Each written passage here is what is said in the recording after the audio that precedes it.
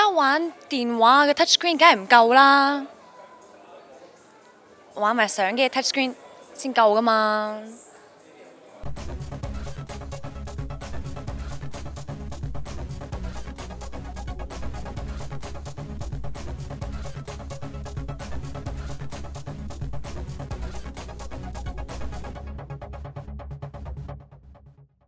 唔好以為我哋講 touchscreen 相機就係講緊舊嘢喎，因為呢個係非一般嘅 touchscreen 嚟㗎。呢部 GF2 就將 touchscreen 用到盡啦，就好似將部 iPhone 放咗上去部相機度咁啊。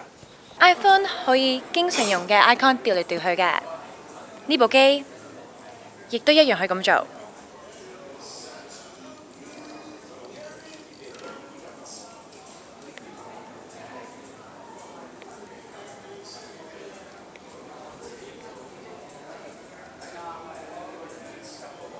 係咪好方便呢？有 touchscreen 梗係使盡佢啦。個 mon 亦都可以當做快門掣㗎，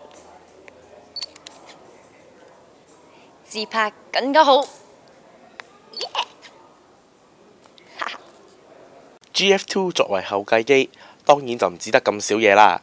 喺外形方面，佢係比 GF1 薄咗，而機前嘅手柄就轉咗用曲線嘅設計，一拎上手個感覺就舒服咗好多。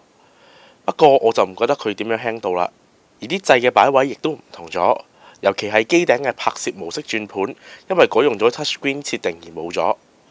望落去其實部機都好似早前出嘅 LX5 喎，不過 LX5 就冇得換鏡，而 GF2 就有比較大嘅感應器，影暗夜嘅時候雜訊都會少啲。至於對焦速度方面，佢就唔係真係咁快啦。